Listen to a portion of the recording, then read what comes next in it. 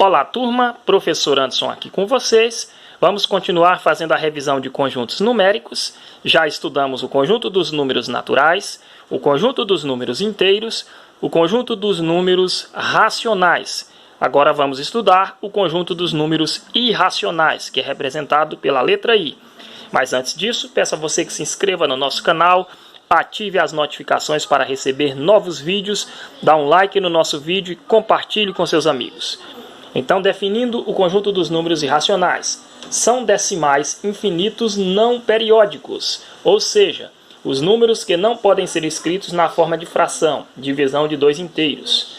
Então, quando dizemos que são decimais infinitos não periódicos, estamos falando de números com vírgula e depois da vírgula, estes números não têm repetições lógicas. Decimais, vamos lembrar da vírgula. Infinitos, vamos lembrar que o número não tem fim.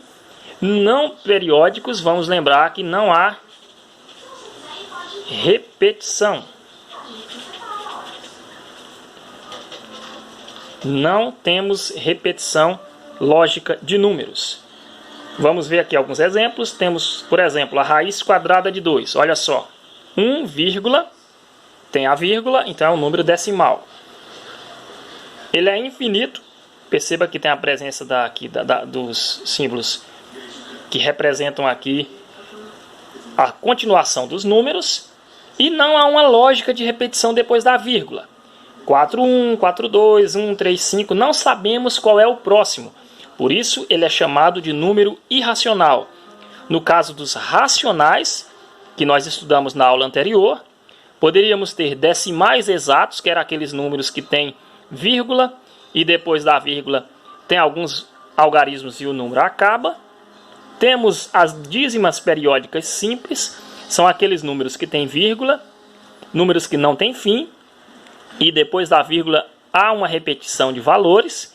E temos as dízimas periódicas compostas, são aqueles números que têm vírgula, eles não têm fim, e depois da vírgula há números que não se repetem e números que se repetem.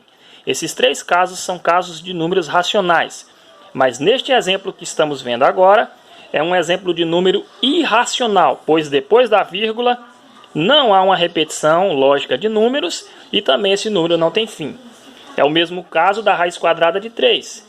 Veja que ele tem vírgula e depois da vírgula não tem fim e não há uma repetição lógica de números. 7, 3, 2, 0, 5, 0, 8, não sabemos quem é o próximo. Então são números irracionais. Veja esse exercício, o 10. Classifique em racional ou irracional cada número seguinte. 0,777. Perceba que depois da vírgula há uma repetição lógica de números. Está se repetindo 7. Já sabemos que o próximo número da sequência é o 7. Observe, 7, 7, 7.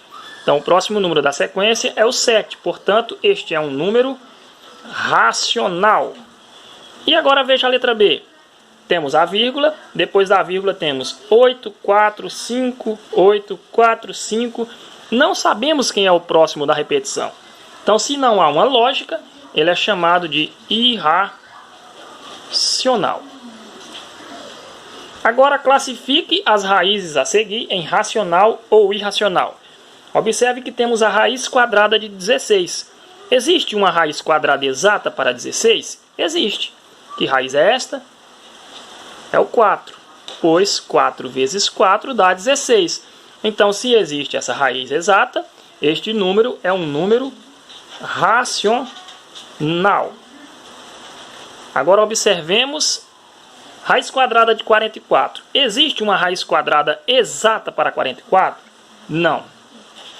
Não existe. Ela é uma raiz aproximada. Era uma raiz com vírgula e vários números, assim como nós vimos aqui nessas outras duas.